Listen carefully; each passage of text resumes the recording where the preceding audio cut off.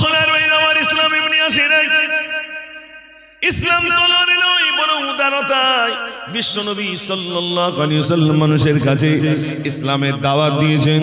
ইসলামের দাওয়াত দিতে গিয়ে তাকে অনেক মেহনত করতে হয়েছে, অনেক কষ্ট করতে হয়েছে। মানুষের দুয়ারে দুয়ারে গেছেন, তুমি বলো লা ইলাহা ইল্লাল্লাহ।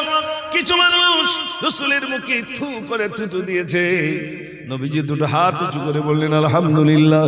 তারা চিন্তা করলো কেমন মানুষ, যে মানুষটার মুখে আমি থুতু দিলাম আর ওই মানুষটা বললেন আলহামদুলিল্লাহ।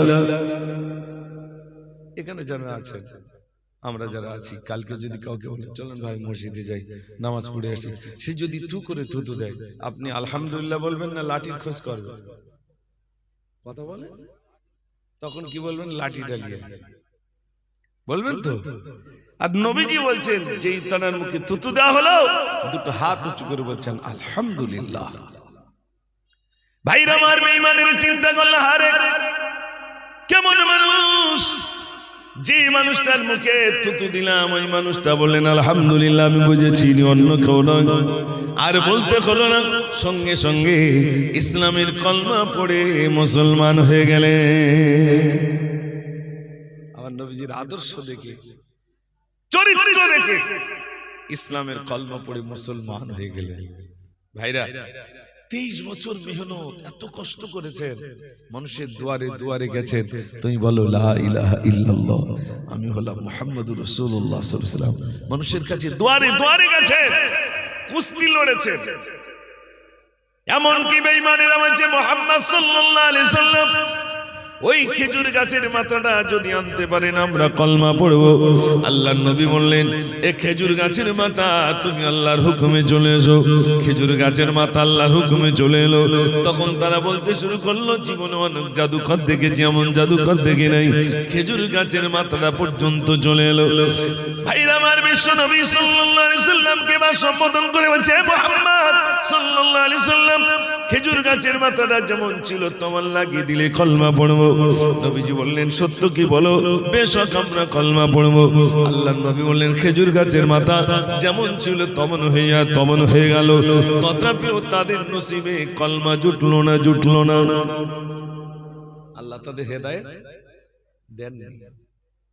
অথচ নবীজি মক্কা থেকে, মক্কায় রয়েছেন, আর যখন দারুন নাদয় মিটিং হচ্ছে, মুহাম্মাদের কল্লা কাটবে কি বল, খাপ থেকে নাঙ্গা তলোয়ার বার করেছিল, কে বলেন তো, জোরে বলেন। সঙ্গে সঙ্গে অমর বলে আমি চালাবো, মুহাম্মদকে আমি গিয়ে কতল করিব। প্রতিমধ্যে নঈম ভাইয়ের সাথে দেখা হয়, ঘরের কথা শুনে ওমর আগুন হয়। রাস্তা দিয়ে যাচ্ছে, হযরত নঈমের সঙ্গে দেখা। ওমর কোথায় যাও? বলে মুহাম্মদ সাল্লাল্লাহু আলাইহি ওয়াসাল্লাম কল্লা কাটতে। ছি ছাগল চানা ধরতে, ওই আবার ধরতে পারবো না। ছাগল চানা ধরতে গেলেন, ধরতে পারলেন না। তলোয়ার নিয়ে চাই নাই, তুমি বুঝি ইসলাম কবুল করেছো, আমাকে শাসন করছো। তুমি বাড়িতে গিয়ে দেখো তোমার বোন ফাতেমা আর তোমার দুলাভাই সাঈদ দুজনই ইসলামের কলমা পড়ে মুসলমান হয়ে গেছে। জোরে হবে না? ওমর বলছেন আমার বোন বোনে কলমা পড়েছে, তার মানে আগে ওইটা সাইজ করে আসি, দাঁড়া। তলোয়ার নিয়ে ছুটে গিয়ে ফাতেমার ঘরে, তলোয়ার নিয়ে ছুটে গিয়ে ফাতেমার ঘরে, দেখে তার দুজনই কোরআন পড়ে। ওমর গিয়ে বেতর মেরে যায়, ওমর গিয়ে বেতর মেরে যায়। বোন বলছে ভাই তুমি যতই মারো নবী ভুলি না। জোরে বলুন না সুবহানাল্লাহ। মেরে শেষ করে দিল। ইসলামের কলমা ভুলছি না, ভুলবো না, বলছি না, ভুলবো না। বোন বোনকে পেটাই করতে একটু শান্ত হয়েছে। বোন বলছে ভাই তুমি কি, ভাই বলছে বোন তুমি কি পড়ছিলে বলো না। আমি যা পড়ছিলাম আগে পবিত্রতা অর্জন করতে হবে, তারপর পড়তে হবে। কোরআনে কারিমের আয়াতে কারিমা যে দেখালেন ওমর পাগল হয়ে গেলেন, কোথায় আমার নবী, সেখানে যাব। যে কল্লা কাটতে যাচ্ছে সে এখন কার খোঁজে ছুটছে? নবীজির খোঁজে ছুটছে। ভাইরা মান পাগলের মতো ছুটছে, পাহাড় চূড়ায় হযরতে হামজা রাদিয়াল্লাহু তাআলা পাহারা দিচ্ছেন আর বলছেন ইয়া রাসূলুল্লাহ ওই ওমর আসে ওমর যদি আপনার সঙ্গে সৎ ব্যবহার করে আমি ছেড়ে দেব আর অসৎ ব্যবহার করলে আমি হামজা ওমরের কল্লা কেটে দেব ইয়া রাসূলুল্লাহ ওমর আসে আমি আগে ওমরের সামনে চলে যাব ওমরের তলোয়ারে আমি শহীদ হয়ে যাব দ্বিতীয় জন ওমরকে ধরে নেবে দ্বিতীয় জন যখন যাবে ওমর যদি তাকে মেরে দেয় তৃতীয় জন সামনে চলে যাবে ইয়া রাসূলুল্লাহ আমরা আগে আপনাকে যেতে দেব না যেহেতু ওমর যে রাস্তায় যায় ওই রাস্তায় কে যায় না বলেন শয়তান যায় না ওমরের মতো রাগী মানুষ ওই ওমর আসছে তলোয়ার নিয়ে আল্লাহর নবী বলেন ওরে ওমর সাবরি যে ওমর তলোয়ার নিয়ে আসছে ওমরকে আসতে দাও ওমর তলোয়ার নিয়ে আমার কল্লা কাটার জন্য আসবে না বরং তার কল্লাটা আমার কদমে ছুপে দেবে জোরে বলুন কি কল্লা কাটবো আসতে দাও আমার সামনে আসতে দাও ও সোনার মেয়ের আমার ওমরের মতো মানুষ যে ওমর আল্লাহর নবীর কল্লা কাটার জন্য গিয়ে যাচ্ছিল ওদিকে আবু জেহেল আবু লাহাব উতবা শাইবা সবাই মিটিং করছিল কখন ওমর কল্লা নিয়ে আসবে কখন ওমর কল্লা নিয়ে আসবে ওমরের মতো মানুষ ও সোনার মেয়েরা আল্লাহর নবী সাল্লাল্লাহু আলাইহি ওয়াসাল্লামের হাতে হাত দিলেন ইয়া রাসূলুল্লাহ বেয়াদবি মাফ করুন ইয়া রাসূলুল্লাহ আপনার কল্লা কাটার জন্য আমি এসেছিলাম ইয়া রাসূলুল্লাহ বেয়াদবি মাফ করুন আমার ভুলে আমাকে ক্ষমা করে দেন আমাকে ইসলামের কলমা পড়িয়ে দেন হযরত ওমর ফারুক রাদিয়াল্লাহু তাআলা ইসলামের কলমা পড়িয়ে নিলেন আল্লাহর নবীকে বললেন রাসূলুল্লাহ আমি চুপচাপ থাকা বন্ধ নই আমি নারাই তাকবীর দিতে যাব আবু জেহেল দেখুক আবু লাহাব দেখুক উতবা দেখুক সাইবা দেখুক আমি ইসলামের কলমা পড়ে মুসলমান হয়ে গেলাম আমি চুপটি করে থাকা বন্ধ নই আমি তাকবীর দিতে যাব বেঈমানেরা দেখুক আমি ওমর ইসলামের কলমা পড়ে মুসলমান হয়ে গেলাম জোরে হবে না বেঈমানেরা দেখুক আমি ওমর ইসলামের কলমা পড়ে নিলাম ও সোনার মেয়েরা আমার হযরত ওমর ফারুক রাদিয়াল্লাহু তাআলা ইসলাম কবুল করে নিলেন আল্লাহর নবী সাল্লাল্লাহু আলাইহি ওয়াসাল্লাম বলেছিলেন আল্লাহর কাছে দোয়া করেছিলেন আল্লাহ ইসলামের জন্য ভাই আবু জেহেল নইল ওমরকে দুজনের একজনকে আল্লাহ তুমি ইসলামের ছায়াতলে আনো আল্লাহর নবীর দোয়া আল্লাহ কবুল করলেন ভাই না আমার ওমরের মতো মানুষ ইসলামের ছায়াতলে আসবেন বটে কিন্তু আল্লাহ পাক এত মর্যাদা দিয়েছেন যে ওমর আমার নবীর কল্লা কাটার জন্য এসেছিলেন সেই ওমর আমার নবী পাকের পাশে শোয়ার সৌভাগ্য অর্জন করেছে জোরে হবে না জান্নাতের সুসংবাদ পেয়ে গেছেন আবার আমার নবী পাকের পাশে শোয়ার সৌভাগ্য অর্জন করেছে ও সোনার ভাইরা আমার দ্বিতীয় খলিফা হযরত ওমর ফারুক রাদিয়াল্লাহু তাআলা দ্বিতীয় খলিফা হযরত আবু বকরের পরে হযরত ওমর ফারুক রাদিয়াল্লাহু তাআলা খলিফার আসনে বসলেন খলিফার আসনে যখন বসলেন মসজিদে নবী শরীফে যখন তিনি ভাইরা আমার খুতবা পাঠ করছেন বেঈমানেরা সামনে বসা ছিল মেদ পেটে মারলো চুরি সঙ্গে হযরত ওমর পড়ে গেলেন যেই না জমিনে পড়ে গেলেন ছেলেকে ডাক দিলেন ছেলে আব্দুল্লাহ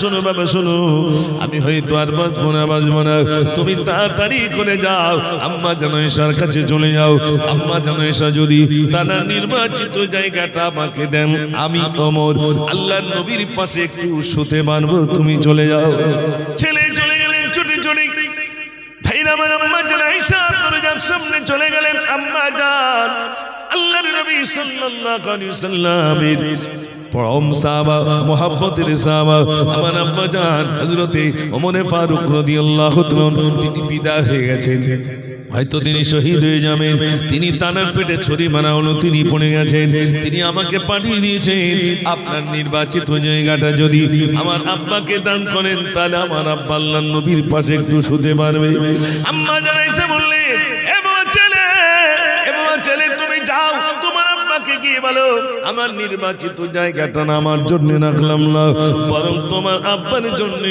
আমার জায়গাটা আমি হাদিয়া দিয়ে দিলাম এটা আমার জন্য রাখলাম না দিয়ে দিলাম হযরত ওমরের কাছে এসে বললেন আব্বা আম্মা জান দিয়ে দিয়েছেন হযরত ওমর বললেন না আমি আমি জীবিত রয়েছি জন্য হয়তো আমার সম্মানার তেমন কাজ করেছে। এ বাবা ছেলে শোনো, আমি যখন ইন্তেকাল হয়ে যাব, আমার কাফনের কাপড় পরিধান করিয়ে আম্মা যেন আয়েশা দরজার সামনে গিয়ে রাখবে।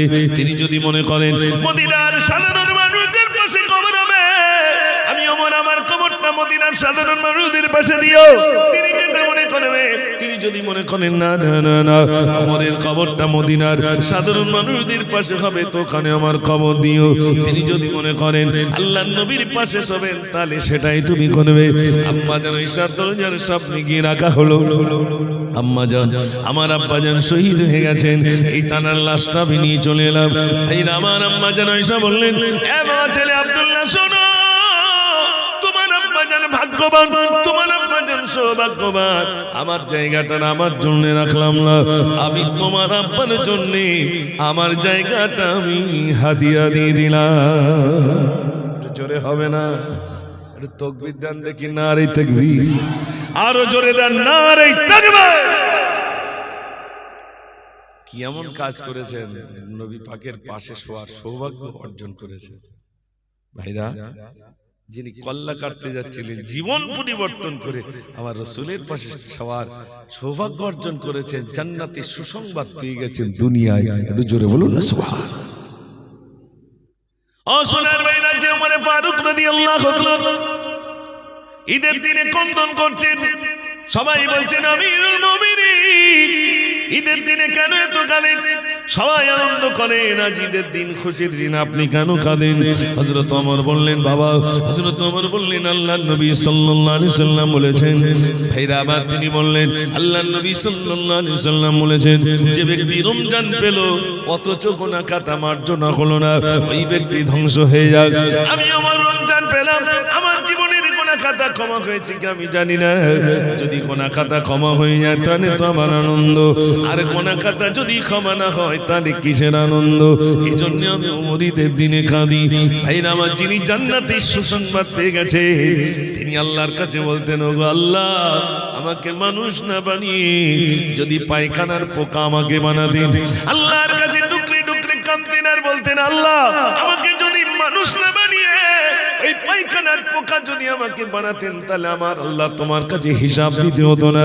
যিনি জান্নাতের সুসংবাদ পেয়ে গেছে, তিনি পর্যন্ত আল্লাহর কাছে এই দোয়া করতেন, আল্লাহ, পায়খানার পোকা যদি আমাকে বানাতেন তাহলে হিসাব দিতে হতো না। এখানে এতগুলো মানুষ আছি, ওই টেনশন কি কোনোদিন আমাদের হয়েছে? আল্লাহর কাছে হিসাব দিতে হবে, ওসব কোনো ভালাই নাই। ইচ্ছা মতো চলছে, চলছে না ভাই? ইচ্ছা মতো চলছি, আল্লাহর কাছে হিসাব দিতে হবে। শোনেন, গরিবের জন্য তিনটে খাতা। কটা খাতা? তিনটে। একটা কলমার খাতা, একটা নামাজের খাতা, আর একটা রোজার খাতা। তাহলে কটা হলো? তিনটে। ধনী হলে আর দুটো খাতা বাড়বে। কি কি বলুন তো? একটা হজের খাতা আর একটা যাকাতের খাতা। তাহলে বলুন, তিনটে খাতার হিসাব দেওয়া সহজ না পাঁচটা খাতার হিসাব দেওয়া সহজ? হিসাব কি বলে? যত খাতা, খাতা কম হিসাব কম, তাই তো নাকি? এটা যদি পাল্টা বলা যায়, খাতা কম মার কম, খাতা বেশি। জোরে বলে, বিশ্বাস হয়? আল্লাহ, শোনেন, এই রামানন্দপুরের মানুষ যে বিরাট ধনী ব্যক্তি তা না। এখানে জানার আছেন যে বিরাট ধনী, তার ধনী লোক আসবেই না, শটে বসবে বলে মনে হয়? অত সহজ আসবেই না। গরিব, গরিবের মর্যাদা কত? ধনীদের থেকে 500 বছর আগে ওই গরিবরা আল্লাহ পাক তাদের দরজা না দিয়ে দেবেন। জোরে বলুন না সুবহানাল্লাহ। কত বছর আগে? 500 বছর। দুনিয়ার 500 বছর না ভাই, দুনিয়ার 500 বছর মানে আখিরাতের, আখিরাতের 500 বছর মানে দুনিয়ার কোটি কোটি বছর আগে এই গরিবরা আগে দরজা না চলে যাবে। একটা গরিব মারা গেলে কত টাকা ঋণ করে মরতে পারে আনুমানিক? মুদিখানার দোকানে 3000 টাকা, চার দোকানে হয়তো 500 টাকা, তাও অত হবে না। অত বাকি দেবে না চার দোকানদার, দেবে বলে মনে হয়? খুব জোর যদি বাকি হয় 5000 6000 এর উপরে নিয়ে। আর একটা ধনী ব্যক্তি কত টাকা বাকি করে মরে? বিরাট টাকা। লাস্টে ইন্তেকালের পরে ইমাম সাহেব বলে, বলবো নাকি? তা সব লোকের চাপে বলতে, তা বলো ভাই, ইনি আমাদের খুব প্রভাবশালী ব্যক্তি ছিলেন, মারা গেছে। তা ব্যবসা করতে গেলে টাকা পয়সা লেনদেন হয়, তা যদি যা পাওনা করি পান, ছেলে আছে দিয়ে দেবে। ছেলে তখন মাথা নাড়ে। ঠিক 5-7 দিন পরে এবার লোকজন আসছে, খোকা তা তোমার বাপ মরে গেছে, এই দেখো আমি 40,000 পাই। ছেলে দেখি চুই রয়েছে আমার বাপের খবর, ওখানে যাও, ওখানে গিয়ে চাও, ও লোক দিয়ে দেবে। আমি কি বলেছিলাম ও লোকের এসব ঋণ করতে? ঠিক বলছি না ভুল বলছি ভাই? আমি কি বলেছি বাপের অত টাকা ঋণ করতে? আহা, কার জন্য চুরি করলেন আর কি কি করছে দেখেন। কত টাকা ঋণ করে মরে? আচ্ছা, ঋণ করে যদি মরেন, এই ঋণ করে যদি মরে যায়, এই ঋণটা আপনাকে দিতে হবে না হবে না? জোরে বলে হবে না? তা সেখানে তো টাকা থাকতো না। আপনি মনে করুন আপনার সঙ্গে আমার টাকার বিনিময় হয়েছে, সেখানে গিয়ে এবার আপনি জান্নাতে যাচ্ছেন। এবার আপনার পাওনাদার এসে বলছে, আল্লাহ ও জান্নাতে যাবে, এটা আমি এত টাকা পাই, এই পাই সেই পাই। আল্লাহর কাছে বলবে, আল্লাহ সেদিন, আল্লাহ তো এরকমটা না, তিনি তো পুঙ্খানু বিচার করনে वाला, তাই তো নাকি? فمن يعمل مثقال ذرة خيرا يره ومن يعمل مثقال ذرة شرا يره। যাররা পরিমাণ ভালো কাজ করলে আল্লাহ সেটাও তুলে ধরবেন, যাররা পরিমাণ খারাপ কাজ করলে সেটাও তুলে ধরবেন। যাররা মানে বোঝেন? হ্যাঁ, শস্যে, সেটা পরে বোঝাবো। তা সামান্য পরিমাণ যদি ভালো কাজ করেন সেটাও আল্লাহ তুলে ধরবেন। সেই আল্লাহ পাক সেদিন আমাদেরকে বদলা দিয়ে দেবেন। ভাইরা ও সোনার ভাইরা আমার, আল্লাহ পাক সেদিন কাহার হয়ে যাবেন। আল্লাহ পাক সেদিন রেগে যাবেন আর বলবেন, কে আছো রাজত্বের মালিক, নিজেকে খোদাই দাবি করেছিলে, নিজেকে খোদা বলেছিলে, কে আছো বলো রাজত্বের মালিক। ভাইরা আমার, আল্লাহ পাক সেদিন রেগে যাবেন। ও সোনার ভাইরা, এখানে যারা আছেন একটু বলুন, আল্লাহ পাক আমাদেরকে ডাকবেন, কখন ডাকবেন, কোন মুহূর্তে ডাকবেন জানি না। হযরত ওমর ফারুক রাদিয়াল্লাহু তাআলা নিজের জীবন পরিবর্তন করেছেন। ভাইরা আমার, এমন জীবন পরিবর্তন করেছেন, দেখা গেল এমন জীবন তিনি পরিবর্তন করেছেন। ভাইরা আমার, আল্লাহর নবী সাল্লাল্লাহু আলাইহি সাল্লামের পাশে শোয়ার সৌভাগ্য আল্লাহ তার নসিবে দিয়েছেন। এমন কি জান্নাতের সুসংবাদ আল্লাহ রাব্বুল আলামিন তাকে দিয়ে দিয়েছেন। ও সোনার ভাইরা শোনেন, আজ আমরা এখানে অনেকেই রয়েছি, আমি বোঝানোর জন্য একটা ছোট্ট দৃষ্টান্ত দিই। আমরা অনেকেই স্বপ্ন দেখি না। আল্লাহর একজন বান্দা স্বপ্ন দেখছেন, গভীর রাতে স্বপ্ন দেখছেন একটা বাঘ তাকে তাড়া করে নিয়ে আসে। বাঘের তাড়ায় ছুটতে বেশ কিছু দূর চলে এলেন। সামনে দেখছে বাঘ তাড়া করছে, ছোটা পালাবার কোনো জায়গা পায় না। ছুটে গিয়ে দেখছে একটা দড়ি ঝুলছে, তাড়াতাড়ি করে দড়িটা ধরলেন। দড়িটা ধরে কি করলেন, দেখলেন নিচে একটা বিরাট গর্ত।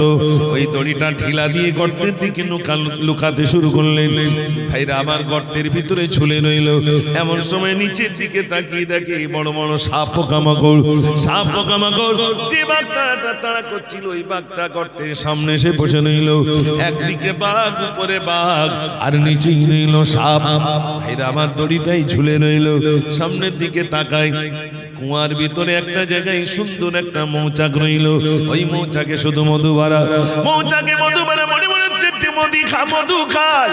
দড়িতে ঝুলে রয়েছে, উপরে বাঘ, নিচে সাপ, মনে হচ্ছে আমি একটু মধু খাই। এমন সময় তাকিয়ে দেখে যে দড়িটাই ঝুলে রইলাম, ওই দড়িটা কাটার জন্য দুটো ইঁদুর চলে এলো। একটা সাদা ইঁদুর আর একটা কালো ইঁদুর। সাদা ইঁদুর কুরকুর করে দড়ি কাটে, আবার সাদা ইঁদুরের কাটা শেষ হলে আবার কালো ইঁদুর এসে কাটে। ভাইরা মানে এমন সময় কাটতে যেই না দড়িটা কেটে বেরো, আর ওই মানুষটা যে ওই নিচের দিকে পড়ে যাবে, আর তার ঘুমটা ভেঙে গেল। ভাইরা আমার, জবরদস্ত আলেমের কাছে এসে বলছেন, হুজুর আমি স্বপ্ন দেখলাম। কি স্বপ্ন দেখেছো? বলছে একটা সাপ আমাকে একটা বাঘ আমাকে তাড়া করে নিয়ে আসছিল। বাঘের গায়ে ছুটতে সামনে গিয়ে দেখলাম একটা দড়ি ঝুলছে। ওই দড়িটা ধরলাম, নিচের দিকে যখন আমি লুকাতে শুরু করলাম, দেখলাম বিরাট বড় একটা গর্ত, নিচের দিকে বড় বড় সাপ, উপরে বাঘ, আর একটা মৌমাছির চাক আমি দেখলাম। তারপরে দুটো ইঁদুর দেখলাম, তারা আমার দড়ি কাটছে। দড়ি কি না কেটে দিল, আমি নিচেই পড়ে যাব, আমার ঘুমটা ভেঙে গেল। হুজুর বলুন কি স্বপ্ন আমি দেখেছিলাম? শুনছেন তো আমার আলোচনা? কষ্ট হচ্ছে না তো? মাশাআল্লাহ। তো হুজুর কি হবে এই স্বপ্নটার তাবিজ? হুজুর বললেন বাবা শোনো, যে বাঘটা তাড়া করছিল ওটা বাঘ নয়, ওটা হলো হযরতে আজরাইল। তোমার জান কবজ করার জন্য আসছিল। তুমি ছুটে গিয়ে একটা দড়ি ধরেছিলে, ওই দড়িটা অন্য কিছু নয়, ওটা হলো তোমার জীবন নামক দড়ি। তারপরে তুমি নিচের দিকে তাকিয়েছিলে, দেখছিলে বড় বড় সাপ পোকামাকড়, ওটা অন্য কিছু নয়, ওটা হলো তোমার কবর। আর তুমি বাম দিকে তাকিয়েছিলে, বিরাট বড় একটা মৌচাক, ওই মৌচাকটা অন্য কিছু নয়, তাতে শুধু মধু ভরা, ওটা অন্য কিছু নয় বাবা, ওটাই হলো দুনিয়াটা মধুর মতো।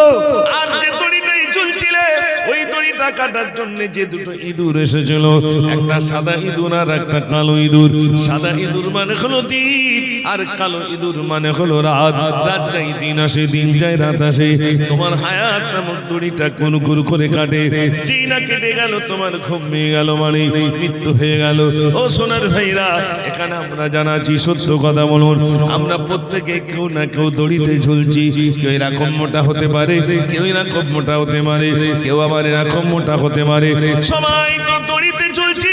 এবার সত্য কথা বলুন ভাইরা, ওই দড়িটা কাটার জন্য যে সাদা ইঁদুর আর কালো ইঁদুর আসে, এখন আমাদেরকে এখানে যারা আমরা আছি, সত্য কথা বলুন, ওই কালো ইঁদুর আর সাদা ইঁদুর আমাদের দড়ি কাটছে না, কাটছে না?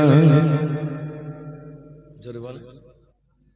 এই রাত এসেছে মানে কালো ইঁদুর এসে গেছে, ও কেটে দেশ খানি, তাই তো নাকি? আবার যে সকাল হবে কি আসবে? সাদা ইঁদুর মানে দিন, ওখানে আবার কাটবে। তা প্রত্যেক দিন তো দড়ি কাটছে, কার কথার বেঁধে রে খবর নেই বলো। ওর জন্য মনে হচ্ছে সব লোক এই রামানন্দপুর মনে হচ্ছে সব একজনের দিলি তাও কলজে ভরবে বলে মনে হয়।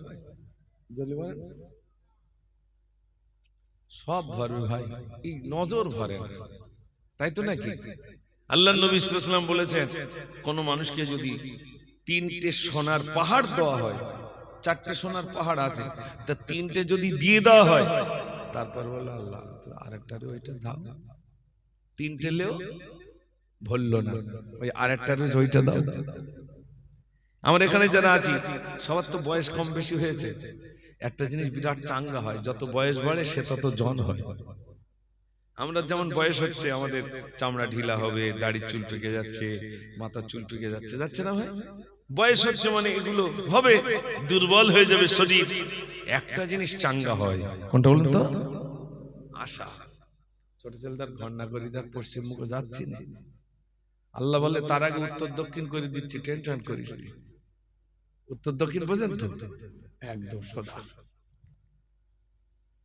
তার আগে উত্তর দক্ষিণ করে দেবে। সোনার ভাইরা, মানুষের আশা জন হয়, এত জন হয় যে ইচ্ছা হয় এটা করবো, এটা করবো, এটা করবো, এটা করবো। ছোট ছেলেটার ঘর করতে হবে, না তো হবে না, সব হয়েছে, 3টে ছেলের ঘর করে দিই, ছোট ছেলেটা না করি তা যাচ্ছি না, এটা হয় না ভাই? তার মানে কি, আশা মানুষের অনেক অনেক। ওই ঘরের ধারে ওই 2 শতকটা যেভাবে হোক লিতেই হবে, টিপ দিয়ে হোক আর যেভাবে হোক ধরি ভিতরে একটু বুঝিয়ে বাজি লিতেই হবে, ওটা না নিলে আমার হবে না। 2-একজনের আছে না ভাই, ওই জমিটা আমার লিতেই হবে, না নিলে হবে না, যেভাবে হোক নেবে। যত আঁচড়াবেন, যত এরকম করবেন, রাখতে পারবেন না ভাই। পারবেন? জোরে বলে। কেউ রাখতে পেরেছে? বাদশা সেকেন্দার, বিরাট বড় বাদশা,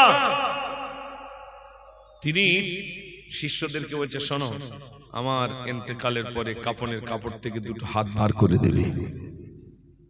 ভাইরা আমার সবাই বললেন, হুজুর কাফনের কাপড় থেকে হাত 2টো কেন বার করব? তিনি বললেন, হাত 2টোর জন্য বার করে দেবে। দুনিয়ার মানুষ দেখুক আমি বাদশা সেকেন্দার, আমার বিরাট নিকা, বিরাট কিছু নইল, কিন্তু যাওয়ার সময় আমি খালি হাত নিয়ে যাই। দুনিয়ার মানুষ আমাকে দেখে শিক্ষা নেই, বাদশা সেকেন্দারের মতো মানুষ এত কিছু পারার পরেও যদি খালি হাতে চলে যায়, আমাদেরকেও খালি হাতে যাওয়া লাগবে।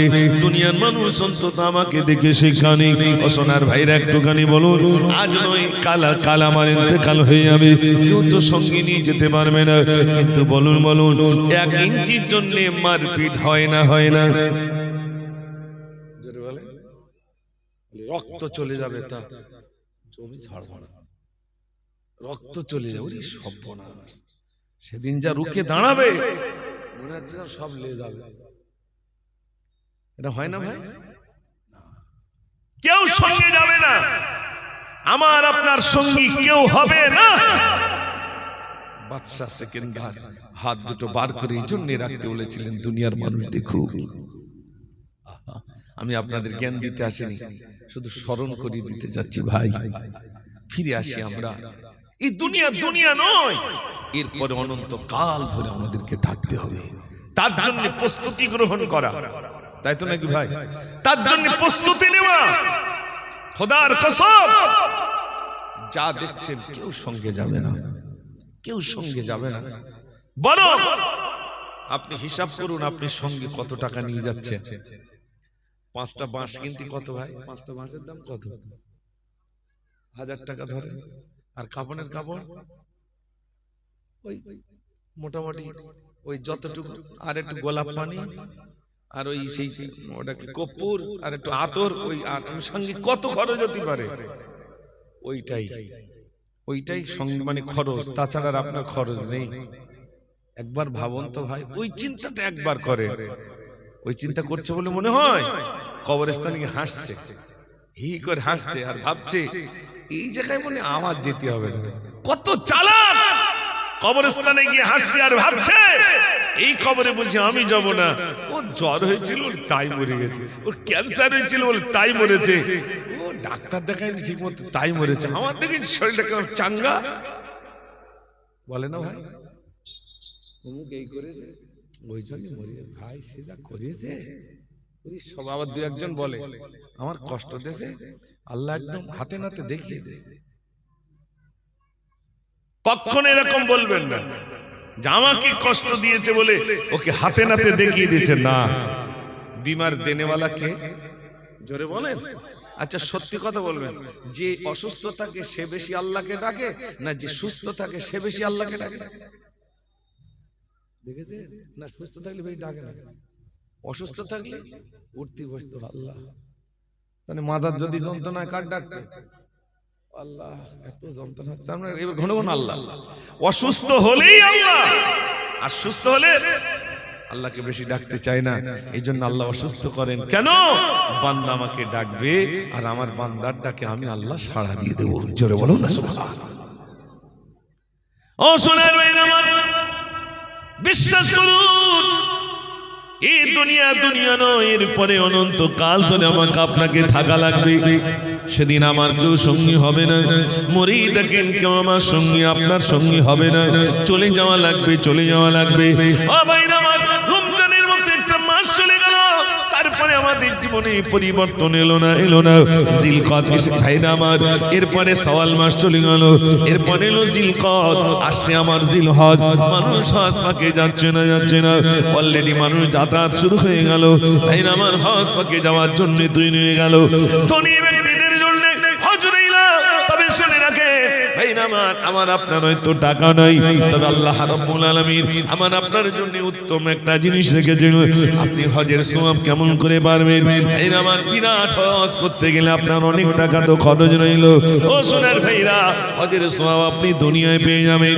ভাইরা আমার, আল্লাহর নবী সাল্লাল্লাহু আলাইহি ওয়াসাল্লাম আমাদের জন্য উত্তম জাযা, উত্তম জিনিস রেখে দিয়েছেন, কিন্তু আমরা সেগুলো দেখতে পাই না, আমরা যেতে পারি না। ও সোনার ভাইরা আমার, জিলহজ মাস হজের জন্য মানুষ তৈরি হয়ে গেছেন, একরকম যাওয়া শুরু হয়ে গেল। তার জন্য আমাদের যেমন প্রস্তুতি নিতে হয়েছে, মানুষ হজ পাকে যাবেন বলে প্রস্তুতি নিয়েছে। এই হজ পাকে যাওয়ার জন্য যে জায়গাটার নাম হলো আরাফাত, ওই আরাফাতে না অবস্থান করলে আপনার হজ হবে না। ও সোনার ভাইরা, হজের ভিতরে যে রুকনগুলো রয়েছে, ফরজগুলো রয়েছে, তার ভিতরে একটা ফরজ আরাফা, উকুফে আরাফা। আরাফাতে অবস্থান করা আপনার ফরজ। ভাইরা আমার, সেই আরাফাতে যখন মানুষ থাকে আল্লাহর কাছে রোনাজারি করে আর কাঁদে আর বলে আল্লাহ অনেক অন্যায় করেছে, আল্লাহ তুমি ক্ষমা করো। বিশ্বাস করুন, সন্তান মারা গেলে মানুষ এত কাঁদে না, বাপ মারা গেলে অত মানুষ কাঁদে না।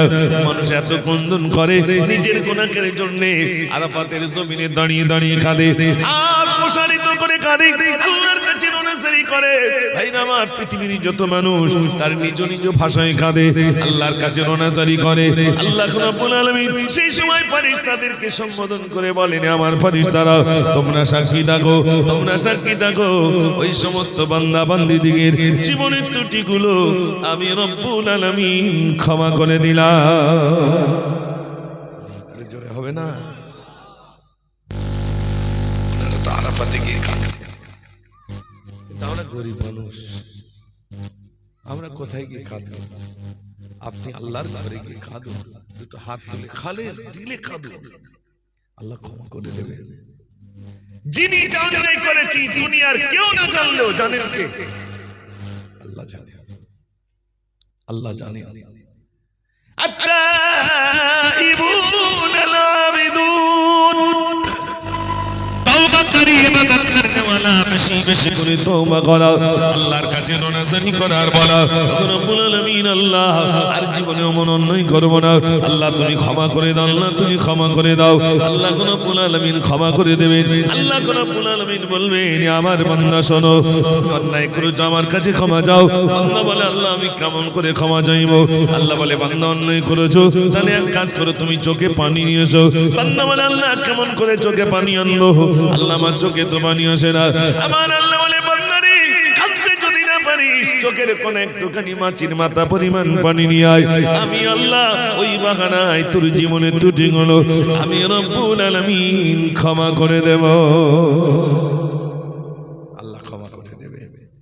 দরুদ শরীফ পড়েন, আল্লাহুম্মা সাল্লি আলা, সবাই পড়ে, মাওলানা মুহাম্মদ ওয়া আলা আলি সাইয়্যিদিনা,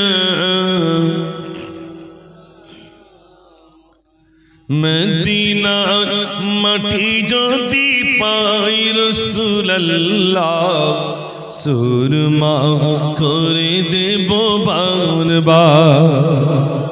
জোরে হবে না? মদিনার মাটি যদি পাই রাসূলুল্লাহ, সুরমা করে দেব বারবার। যদি যেতে নাহি পাই সোনার ওই মদিনায়, দিও দেখা স্বপ্নে ও গো রাসূলুল্লাহ, সুরমা করে দেব বারবার। মদিনার মাটি যদি পাই রাসূলুল্লাহ, সুরমা করে দেব বারবার। আল্লাহুম্মা সাল্লি আলা, সবাই পড়ে, মাওলানা মুহাম্মদ ওয়া আলা আলি সাইয়্যিদিনা। ভাইরা, আলোচনা রাখছিলাম, আল্লাহ পাক ক্ষমা করে দেবে, তাই তো নাকি ভাই? আল্লাহর কাছে চাইতে হবে, গভীর রাতে কাঁদুন, যত অন্যায় করেছে দুনিয়ার কেউ আমাকে ক্ষমা করবে না, ক্ষমা করনে ওয়ালা কে? আল্লাহ। ও সোনার ভাইরা, আমার এই জন্য আল্লাহ পাক কোরআনে বলেন, আত-তাইবুনাল আবিদুনাল হামিদুন। আল্লাহ পাক বলছেন, আত-তাইবুনাল আবিদুন, তওবাকারী ইবাদত করনে ওয়ালা, বেশি বেশি করে তওবা করা, আল্লাহর কাছে খালেস দিলে তওবা করা। আল্লাহ রাব্বুল আলামিন বলে, বান্দা তুমি তওবা করো, আমি আল্লাহ ক্ষমা করে দেব। ও সোনার ভাইরা, আজ আমরা এখানে জানানো হয়েছি, বিশ্বাস করুন আল্লাহ রাব্বুল আলামিন বান্দাকে ক্ষমা করে দেবেন। যত বড় অন্যায় করেন না কেন, আল্লাহ পাক বলছেন, বান্দা আমি ক্ষমা করে দেব। ও সোনার ভাইরা, আল্লাহর দয়া, আল্লাহর করুণা যদি কোনো বান্দার প্রতি হয়ে যায়, কোনো বান্দির প্রতি আল্লাহর করুণা এসে যায়, বিশ্বাস করুন আল্লাহ রাব্বুল আলামিনের দয়া করুণায় আল্লাহ পাক ক্ষমা করে দেবেন। সেই বিশ্বাস আমাদেরকে রাখা লাগবে। আল্লাহ রাব্বুল আলামিন বলেন, লা তাকনাতু মির রাহমাতিল্লাহ, বান্দা নিরাশ না, নিরাশ না, আমার কাছে যা, আমি আল্লাহ ক্ষমা করে দেব। গভীর রজনীতে আল্লাহর কাছে কাঁদুন, তাহাজ্জুদের নামাজ পড়ে কাঁদুন। ভাইরা আমার, আল্লাহর কাছে রোনাজারি করুন। মাতা আপনি সিজদায় কি কাঁদে? নিজের গুনাহের জন্য কাঁদেন। আল্লাহ রাব্বুল আলামিন সেদিন ফেরেশতাদেরকে সম্বোধন করে বলবেন, আমার ফেরেশতারা দেখো দেখো, আমার বান্দা গভীর রজনীতে কেমন করে আমার কাছে ক্রন্দন করে। ওরে আমার ফেরেশতারে, তোমরা সাক্ষী থাকো, দেখো ওই সমস্ত বান্দা বান্দীদিকে জীবনের ত্রুটি হলো আমি রব্বুল আলামিন ক্ষমা করে দিলাম। জোরে হবে না? আল্লাহ পাক ক্ষমা করে দেবেন, আল্লাহ পাক ক্ষমা করে দেবেন। এই জন্য আমার ভাইরা, এখানে যত আমরা ভাইরা রয়েছি, আজ থেকে নিয়ত করুন নামাজ আদায় করবো, নামাজ আদায় করবো। নামাজ ছাড়া মুক্তি নয়, নামাজ ছাড়া মুক্তি নাই। আসলের ভাইরা আমার, আমি মুসাফফর আপনাদের কাছে এলাম। বছরে একবার জলসা করবো, বছরে একবার মিলাদ করবো। প্রতিদিন মুয়াজ্জিন সাহেব 5 বার করে মিলাদ করেন। হাইয়া আলাস সালাহ, হাইয়া আলাস সালাহ, এসো নামাজের দিকে, এসো নামাজের দিকে। হাইয়া আলাল ফালাহ, এসো কামিয়াবির দিকে, এসো কামিয়াবির দিকে, সফলতার দিকে। ভোরবেলা বলেন আসসালাতু খায়রুম মিনান নাওম, ঘুম থেকে নামাজ উত্তম, ঘুম থেকে নামাজ উত্তম। আল্লাহু আকবার, আল্লাহু আকবার, আল্লাহ মহান, আল্লাহ বড়, লা ইলাহা ইল্লাল্লাহ, নেই কোনো মাবুদ আল্লাহ ছাড়া। আসলের ভাইরা, আমরা এখানে জানাচ্ছি, বিশ্বাস করুন আমাদের বাড়িতে যদি 4 জন সদস্য থাকে, ওই চাচা চাচি ছাড়া কেউ নামাজ পড়ে কি বলে মনে হয়? জোরে বলেন। চাচা চাচি মসজিদ মুখ হচ্ছে, মসজিদ মুখ বলতে নামাজ পড়ছে, আর যারা আছে কেউ নামাজ পড়ছে বলে মনে সে শুক্রবারের, তাছাড়া বাড়িতে কেউ নামাজ পড়ছে না। জি তাও ভাই ঠিক বলেছে। তারপর সব ব্যাগ দিয়ে, আর আল্লাহ হুজুর লিখেছেন যদি কেউ আখিরি যখন নামাজ না পড়ে, বছরে কত টাকা নামাজ তার জীবনে ছেড়ে যাবে একবার ভেবেছেন? 52 ওয়াক্ত নামাজ আপনার জীবন থেকে চলে গেল।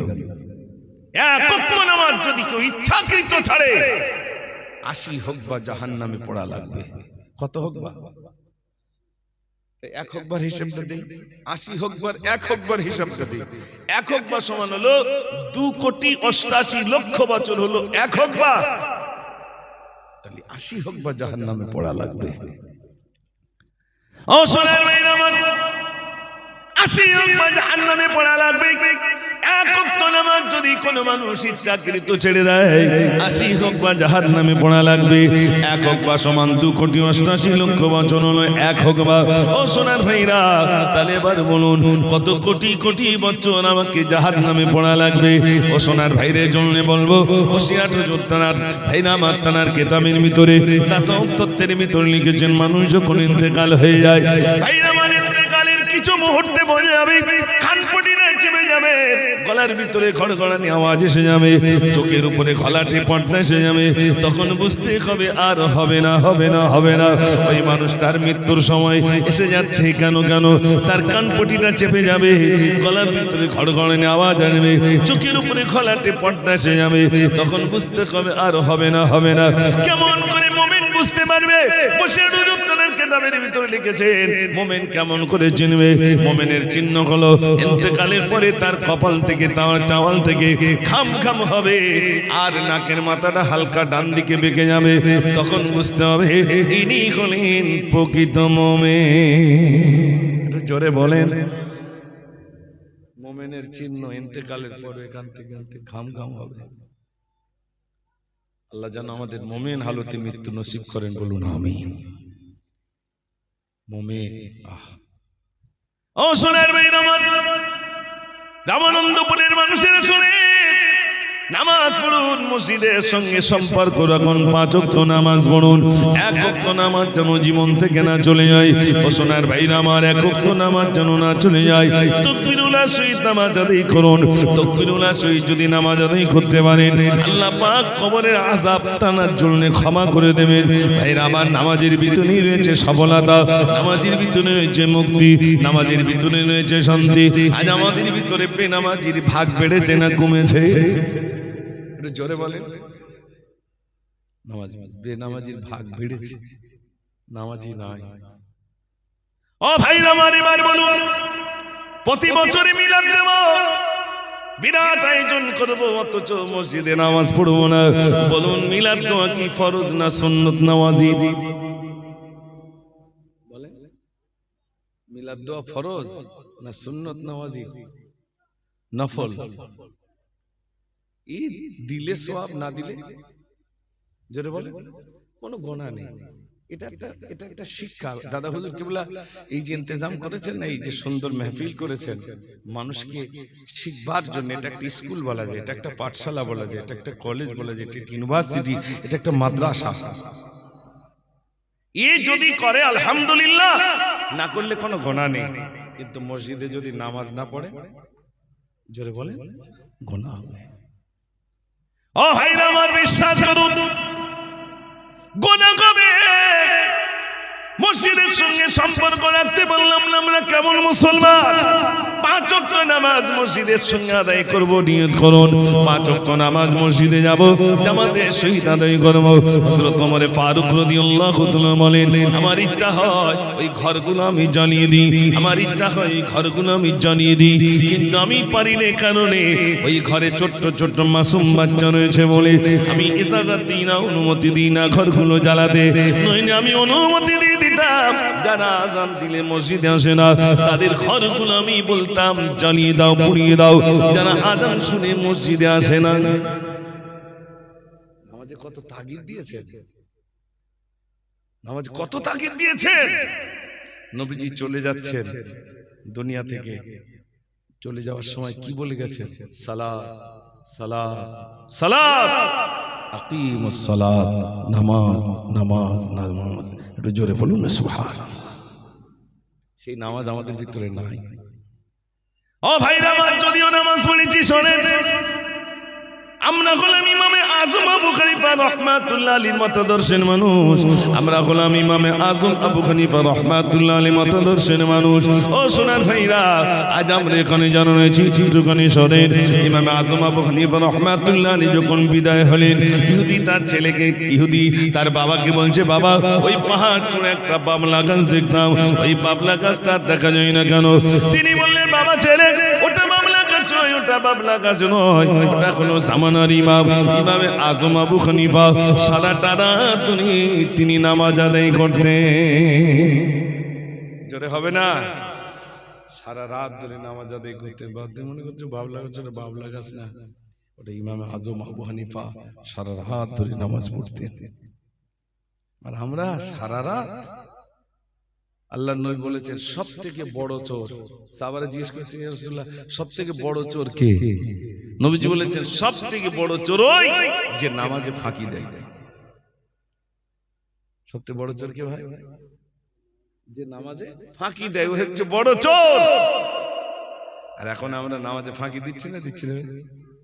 নামাজের ভিতরে সেই একাগ্রতা নেই, ঠিক কি না?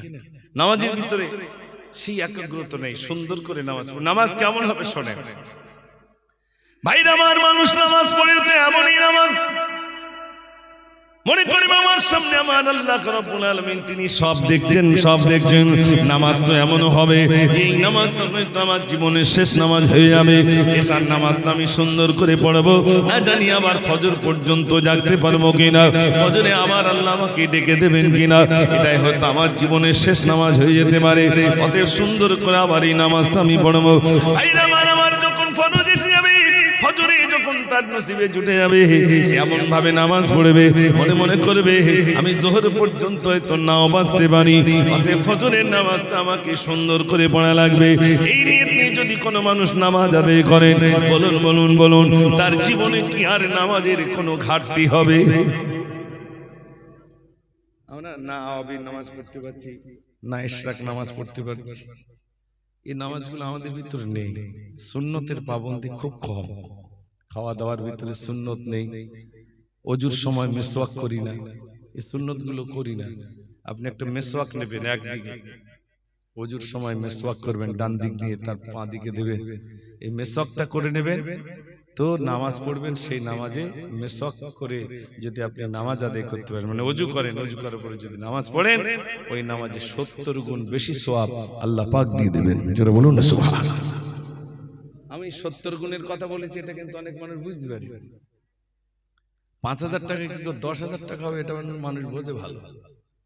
5,000 10,000 কি করে হবে, এই গুণের কথা মানুষ বোঝে, কিন্তু এটা বোঝে না। কষ্ট পাচ্ছেন আপনারা? বলতে বলতে প্রায় 10টা বাজতে যায়। আমি আপনাদের কাছে এতক্ষণ যাবত আলোচনা রেখেছি, আমার আলোচনায় যদি কষ্ট না পান তাহলে একবার প্রাণ ভরে মহব্বতে আওয়াজ দিয়ে দরুদ পড়ুন। আল্লাহুম্মা সাল্লি আলা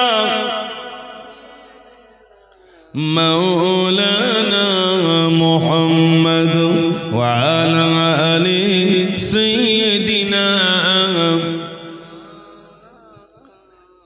কাদি জৈনব কাদি কুলসুম কাদি সাকিনা কাদি জৈনব কাদি কুলসুম কাদি সাকিনা খালিদুল দুল ফিরে লো হুসাইন লোনা কাদি জৈনব কাদি কুলসুম কাদি সাকিনা আল্লাহুম্মা সাল্লি আলা সবাই পড়ে মাওলানা মুহাম্মদ ওয়া আলা আলি সাইয়্যিদিনা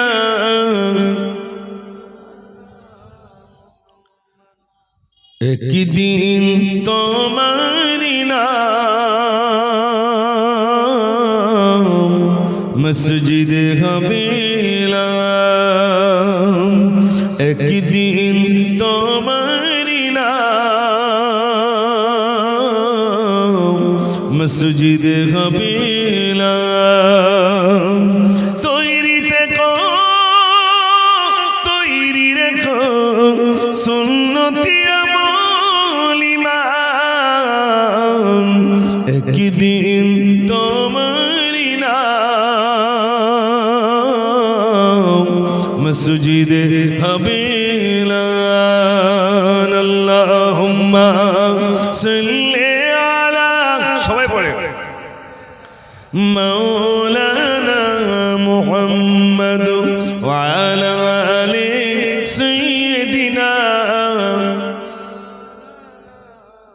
সাল্লাল্লাহু আলাইহি ওয়াসাল্লাম। আমার ভাইরা, আমাদেরকে এই জীবনে একটু ভাবুক হতে হবে, চিন্তা করতে হবে যে আল্লাহ পাক আমাকে প্রেরণ করেছেন, আল্লাহ আবার ডাকবেন, আমাকে তো চলে যেতে হবে, তার জন্য একটু প্রস্তুতি নেওয়া। আমরা কি প্রস্তুতি নিতে পেরেছি? ছোট্ট একটা দৃষ্টান্ত দিলে বুঝবেন। এখন তো ইলেকশন চলছে, এখন যদি এরকম হয় যে আমাদের দেশে যিনি প্রধানমন্ত্রী হবেন 5 বছর প্রধানমন্ত্রিত্ব করতে পারবেন, তারপরে সুদূর জঙ্গলে গিয়ে ওই আফ্রিকার জঙ্গলে ফেলে দেবো, কেউ আর দেশে প্রধানমন্ত্রী হবে বলে মনে হয়? হ্যাঁ না বলে? কেন বলুন তো? জানে জঙ্গলে ফেলে দেবে, ও বাঘে খেয়ে ফেলবে, ও আর প্রধানমন্ত্রী হব না। কিন্তু প্রধানমন্ত্রী তো হতেই হবে। সেই দেশে দুটো সাদা বর্ণের মানে পরিষ্কার মানুষ আসছে, তো বলছি এদেশে কোনো প্রধানমন্ত্রী নেই? বলছে না। বলছে আমরা যদি প্রধানমন্ত্রী হইতো করবে, বলে হ্যাঁ কোনো অসুবিধা নেই, কিন্তু 5 বছর পরে কিন্তু আফ্রিকার জঙ্গলে ফেলবে, বলে অসুবিধা নেই। 5 বছরের জন্য প্রধানমন্ত্রী পদে মানে তানাকে নাম লেখানো হলো, অর্থাৎ তানাকে প্রধানমন্ত্রী পদে বসানো হলো। যিনি শপথ নিয়েছেন যেদিনে, সেদিনেই এবার শিষ্যদেরকে ডাকছেন, শিষ্যরা চলে এসো। সৈন্যদেরকে ডাকলেন, চলো আফ্রিকার জঙ্গলে তো আমাকে ফেলবে, চলো কুরুল নাও, দা নাও, জঙ্গলের গাছ কাটবো। বিরাট বিরাট কুরুল ধারালো অস্ত্র নিয়ে জঙ্গলে যাচ্ছে, হাজার হাজার সৈন্য নিয়ে জঙ্গলের গাছ কাটতে শুরু করলো। বলুন তো, গাছ যখন কাটা শুরু করবে, হিংস্র জন্তু জানোয়ারেরা কি আর থাকবে না পালাবে? গাছ কাটলে তো অলরেডি পালাতে শুরু করবে, আরেকদিক পালায়। ভাইরা আমার, 5 বছরের ভিতরে 4 বছরে গোটা জঙ্গল সাফ হয়ে গেল। 4 বছরের ভিতরে গোটা জঙ্গল সাফ হয়ে গেল। থাকলো আর এক বছর।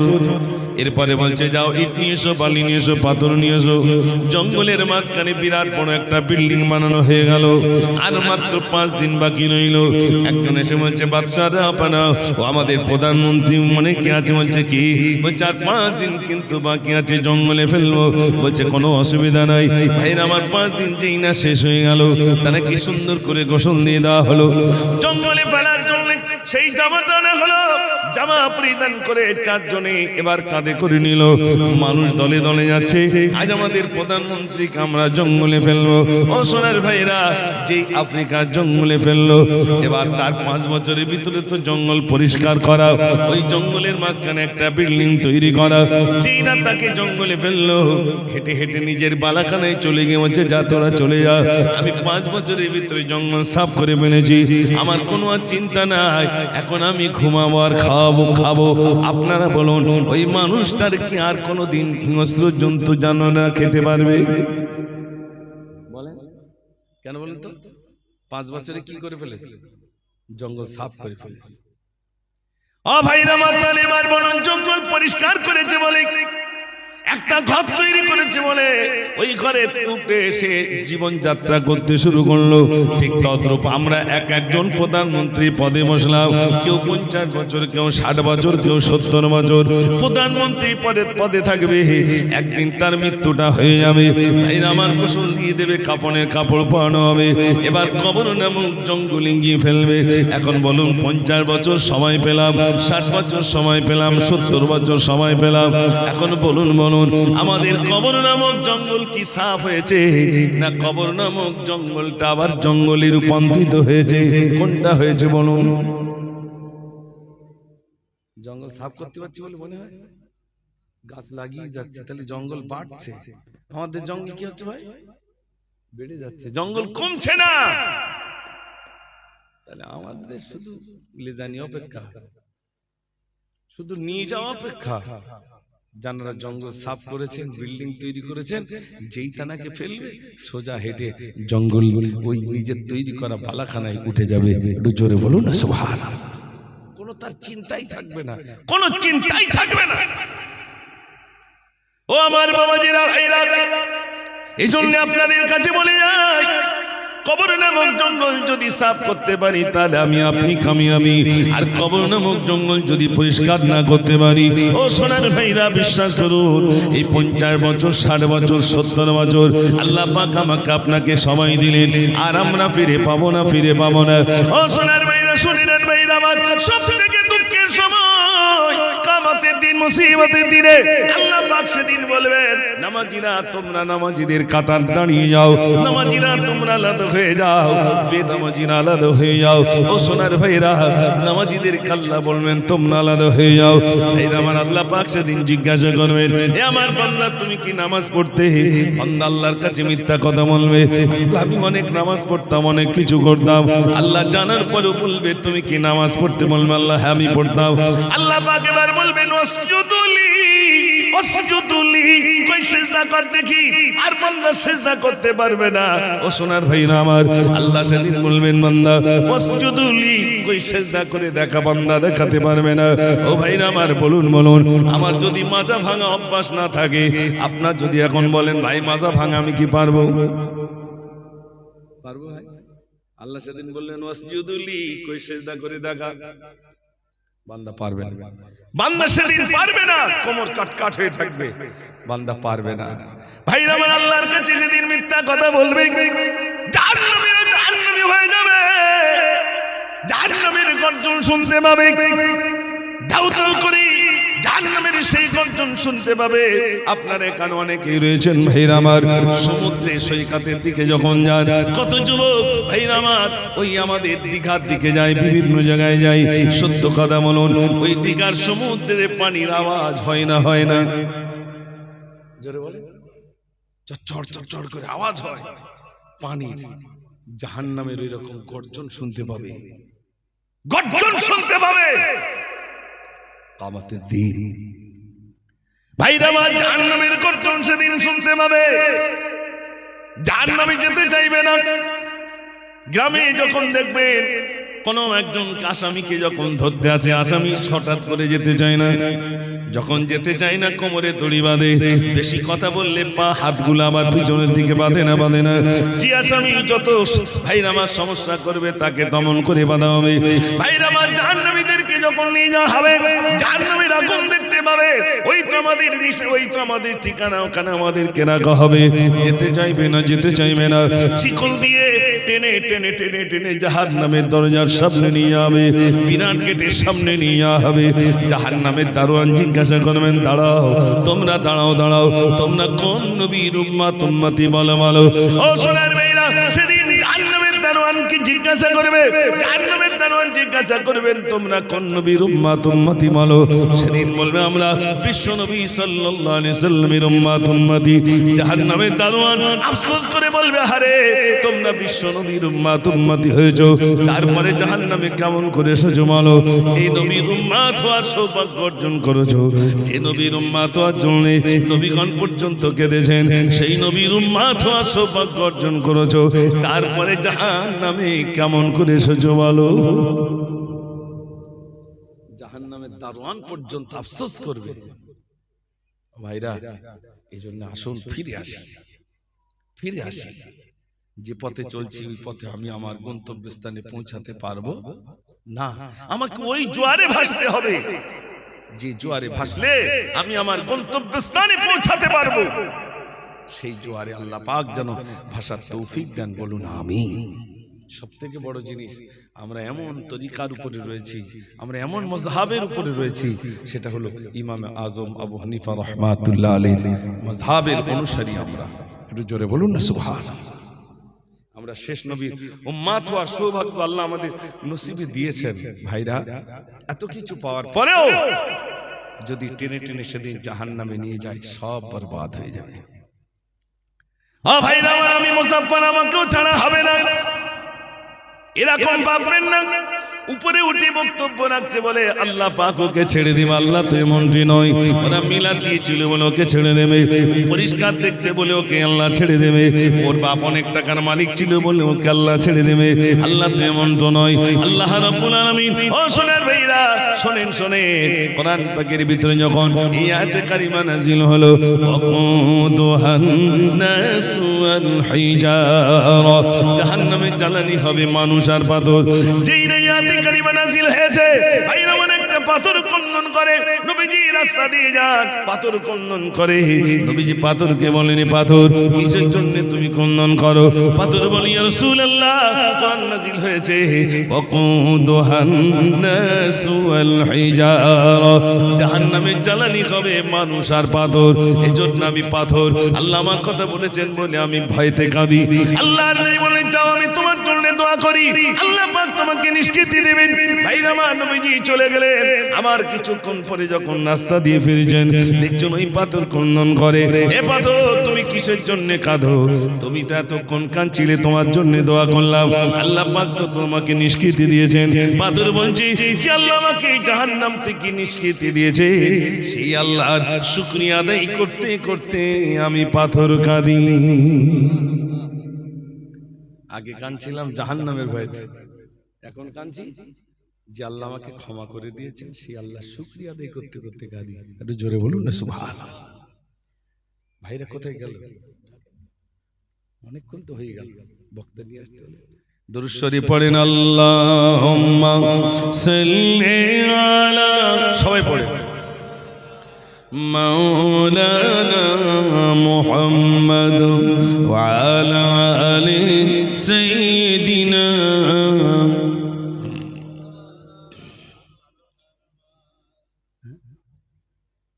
দাদা হুজুর ওইলে তো আমার সারা জায়গায় ঝামেলা হয়, গজল গজললে ওইলি তো ঝামেলা। হ্যাঁ হ্যাঁ, বলবো বলবো, এতক্ষণ আলোচনা রেখেছি, এবার দু চারটে গজল বলবো ইনশাল্লাহ, কারণ একটা পাঠ থাকে তো, আর বক্তব্যটা করে নিলাম, 10 মিনিট গজল বললাম, মিটে গেল, তাহলে আর কোনো ঝামেলা হলো না। লিভে যাওয়ার আগে 2-4টে গজল বললাম, আর উঠেই যদি শুরু করি তাহলে কাল দিয়েছে, দেখ সে শুধু গজল চালাচ্ছে, সব দিক জ্বালা। ওই জন্যে সমস্যা খুব আশেপাশে। আসলে তো আমি আসি না, আমি কি বলি না বলি, এখানে ধর মনে করুন কোথাও আবার গজলের প্রোগ্রাম দেয়, কোথায় জলসা, তো যেখানে যেমন সেখানে সেরকম ভাবে বলতে হয়। তো আপনাদের এখানে এসেছি, আলহামদুলিল্লাহ, আল্লাহ পাক এনেছেন। আমার আলোচনায় কি ব্যথা পেয়েছেন? একটু জোরে কথা বলেন। আলহামদুলিল্লাহ। যদি ভালো লাগে আলোচনা তাহলে একবার তাকবীর ধ্বনি সবাই মিলে জোরে দেন দেখি, নারে তাকবীর। মাশাআল্লাহ, আরেকটু জোরে দেন, নারে তাকবীর। আল্লাহ আপনাদের ভালো রাখুক, সুখে রাখুক। শোনেন, আমি গজল বলার আগে বলি, ছোটবেলা থেকেই বলতাম, ওই মেশিনের পাইপে শুরু করেছিলাম বলা। আল্লাহ বলেন, আমার আব্বা বলেন মাদ্রাসায় দিতে হবে। তো মেশিনের পাইপে, ওই মানে যে পাইপে পুকুরতে পানি তোলে আর কি, আমাদের মেশিন ছিল তো সেই সময়, তো ওই পাইপে আমি গজল বলতাম ছোটবেলায়। তা আব্বা বলেন মাদ্রাসায় দিতে হতো। সেই যে মাদ্রাসায় দিল, আর সেখান থেকে শুরু, আর এখনো পর্যন্ত বলতে হচ্ছে। আমি যে গজল লিখেছি বা বলেছি, আমার আলহামদুলিল্লাহ অনেক ওস্তাদ হুজুর তানারা আমাকে লিখতে বলেছেন, এইটা লেখো, ওইটা লেখো, এইভাবে লেখো, এইভাবে লেখো, এইভাবে বলো। অনেক ওস্তাদ আমার বিদায় হয়ে গেছেন, আল্লাহ যেন তাদের কবরটাকে নূরে ভরপুর করে দেন, সবাই বলুন আমিন। এখানে অনেকেই, এই যেমন দাদা হুজুর পীর কেবলা রহমাতুল্লাহ আলাইহির শানে একটা গজল লিখেছি, বাইরে বলছেন ওইটা একটু বলতে হবে। আর সেই পিছনে আমার ভাই রয়েছে, উনি কি নবী সুলাইমান, হ্যাঁ ওইটা শুনবেন ইনশাআল্লাহ। এই দুটো বলে আমি বিদায় হব। তার আগে একটাবার দুরূদ শরীফ পড়েন, আল্লাহুম্মা সাল্লি আলা, সবাই পড়েন, মাওলানা মুহাম্মদ ওয়া আলা আলি সাইয়্যিদিনা। প্রাণ ভরে পড়ুন, আল্লাহুম্মা সাল্লি আলা, সবাই পড়েন, মাওলানা মুহাম্মদ ওয়া আলা আলি সাইয়্যিদিনা। আমি লিখেছিলাম, দাদা হুজুর, দাদা হুজুর তুমি দিলের আয়না, ফুরফুরার দিওয়ানা দিওয়ানা, দাদা পীরের দিওয়ানা, ফুরফুরার দিওয়ানা দিওয়ানা, দাদা পীরের দিওয়ানা। দাদা হুজুর, দাদা হুজুর তুমি দিলের আয়না, ফুরফুরার দিওয়ানা দিওয়ানা, দাদা পীরের দিওয়ানা, ফুরফুরার দিওয়ানা দিওয়ানা, দাদা পীরের দিওয়ানা। তোমার তরিকায় আজো কত মানুষ পাই দিশা, মিটে যায় পীর প্রেমিকদের মনের তৃষা। তোমার তরিকায় আজো কত মানুষ পাই দিশা, মিটে যায় পীর প্রেমিকদের মনের তৃষা। তোমারও জাতি, তোমারও জাতি পাই গো ময়রা সন্তনা, ফুরফুরার দিওয়ানা দিওয়ানা, দাদা পীরের দিওয়ানা, ফুরফুরার দিওয়ানা দিওয়ানা, দাদা পীরের দিওয়ানা। দাদা হুজুর, দাদা হুজুর তুমি দিলে আয়না, ফুরফুরার দিওয়ানা দিওয়ানা, দাদা পীরের দিওয়ানা। পাঁচ হুজুর আর পীর জাদাদের জানাই মোরা সালাম, তোমাদের প্রেমে মোরা লিখে যাই শত কালাম। পাঁচ হুজুর আর পীর জাদাদের জানাই মোরা সালাম, তোমাদের প্রেমে মোরা লিখে যাই ওই কালাম। ফুরফুরাকে, ফুরফুরাকে আমরা কবু ভুলবো না, ফুরফুরার দিওয়ানা দিওয়ানা, দাদা পীরের দিওয়ানা, ফুরফুরার দিওয়ানা দিওয়ানা, দাদা পীরের দিওয়ানা। নারে তাকবীর! ওই আওয়াজ হয়নি, সবাই মিলে দেন নারে তাকবীর। আমার অনেক আগের গজল, ওই ভাই শুনেছেন তো, ওইটা বলি ইনশাল্লাহ শেষ করব, যেহেতু আমার পরে অন্যান্য ওলামা হযরত আছেন। আচ্ছা, উনি আলোচনা রাখবেন। আচ্ছা, আমাদের মিজানুর রহমান সাহেব, হযরত হাফেজ মাওলানা মিজানুর রহমান সাহেব আমাদের জানাব হযরত মাওলানা ইয়াকুব আলী শাহ হুজুরের জামাই, তিনি আসবেন ইনশাআল্লাহ আমার পরে। তা আমি এই গজলটা অনেক ভাইরা শুনতে চেয়েছেন, তো যেহেতু অনেক দিন পরে বলতে আমি আপনাদের এইখানটা মানে নতুন এসেছি, তো আশেপাশে হয়তো এসেছি, এখানটা নতুন। আর কখন কোনটা আমার তো এলাকায় দুবার আসা হয়ে গেছে, তো অনেক আগে মনে এসেছি আমাদের এই পোল্ট্রির ঘরে একবার এসেছিলাম। যাই হোক, তো সেই সময় এসেছিলাম, রাস্তাঘাট এখন উন্নত হয়েছে, ওই জন্য চেনাও যায় না। তো আসুন, আলহামদুলিল্লাহ আমি লিখেছিলাম নবী সুলাইমান আলাইহিস সালাতু ওয়াস সালাম আল্লাহর কাছে বলছেন, আল্লাহ তুমি তোমার এত টাকা দিয়েছো, তো তোমার সৃষ্টি জীবদেরকে একটু নিমন্ত্রণ করে খেতে দেবো। আল্লাহ বলছে পারবে না। তার নবী সুলাইমান বারবার আল্লাহর কাছে বলছেন, ও গো আল্লাহ, আমি তুলি দুটি হাত, তোমার সৃষ্টির দেব দুটি ভাগ, কবুল করো খোদা মোর মোনাজাত, আমি সুলাইমান করব দাওয়াত। ও গো আল্লাহ, আমি তুলি দুটি হাত, তোমার সৃষ্টির দেব দুটি ভাগ। আল্লাহ তোমার সৃষ্টি জীবদেরকে দুটো ভাত খেতে দেবো।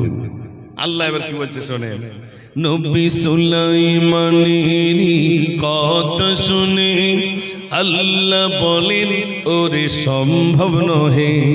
কেন? আমার কত যে সৃষ্টি, তোমার পড়ে না দৃষ্টি, তোমার দাওয়াতে হবে ত্রুটি। ওগো সুলাইমান করো না দাওয়াত, সৃষ্টির কোলে ওরে আমি আহাদ। ওগো আল্লাহ আহাদ, আমি তুলি দুটি হাত, তোমার সৃষ্টির দেব দুটি ভাগ। আল্লাহ তোমার সৃষ্টি যদি ভাত দেব। তো আল্লাহ এরকম যখন বললেন, আল্লাহ তুই পারবে না, নবী সুলাইমান বলছে আল্লাহ পারবো না, 70টা উট শুধু সিন্ধুকে চাবি বয়ে নিয়ে যায়। এত টাকা তুমি দিয়েছো, আর তোমার সৃষ্টি জীবদেরকে একটু খেতে দিতে পারবো না? আল্লাহ বলছে না, পারবে না। তো বারবার বলায় নবী সুলাইমান আল্লাহর কাছে বলছে, আল্লাহ হয় দুপুর বেলা দাও, না রাতের বেলা দাও, একসাথে দাও। আল্লাহ অনুমতি দিচ্ছেন, শুনছেন তো আপনারা? আল্লাহ অনুমতি দিচ্ছেন। অনুমতি সুলাইমান তোমায় দিলাম, খানা পাকাও তুমি যাবে মেহমান। যাও কুটুম যাবে।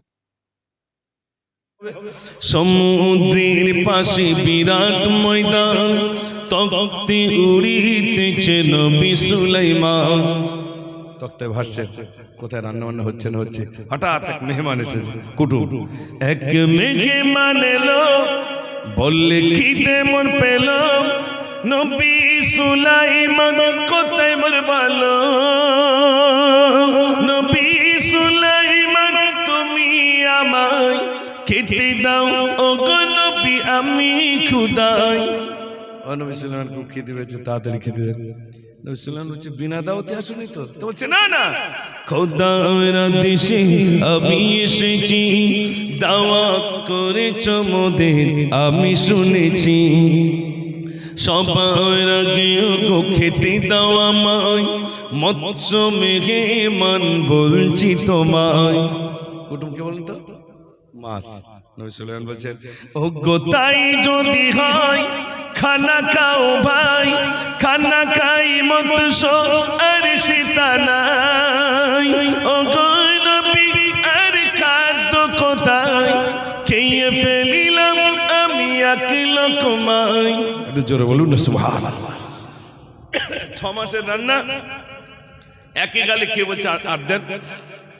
নবী সুলাইমান বলছে সর্বনাশ, 6 মাস ধরে রান্না করলাম, আর এক কুটুম একে গালে খেয়ে বলছে আর দেন। নবী সুলাইমান কুটুমটাকে ডাকছে, কুটুম শোনো, আশা ছিল মনে খাবে গো সবাই, কেমনে খেলে মৎস্য বনিবে আমায়। ইচ্ছা ছিল সকলকে খেতে দেবো, তুমি একা কি করে খেয়েছো একটু বলবে? কুটুম তখন বলছে, আমি এখনো ভুখা, তার মানে আমার পেটে এখনো খিদে আছে, আমি এখনো ভুখা, খেলাম 1 লোকমা, প্রতিদিন খোদা দেয় 3 লোকমা। একটু জোরে বলুন না সুবহানাল্লাহ। তুমি তো 1 লোকমা খেতে দিয়েছো, অমন খাদ্য আমার আল্লাহ প্রতিদিন 3 বার করে খেতে দেন। জোরে বলবেন না সুবহানাল্লাহ। তাহলে খেতে দেওয়ার মালিক কে? আল্লাহ। আল্লাহর কাছে চাইবেন। কোনদিন দেখেছেন চৈতলের নদীতে লরি লরি খাদ্য দিতে? দেখেছেন ভাই? হাসনাবাদে, বসিরহাটে কোন নদীতে দেখেননি খাদ্য দিতে? তাহলে সেই নদীতে মাছ আছে না নাই? সমুদ্রে মাছ নেই ভাই? তাদের খেতে দেন কে? তাদের যদি দেন আল্লাহ, তাহলে আমাদের কে দেবেন?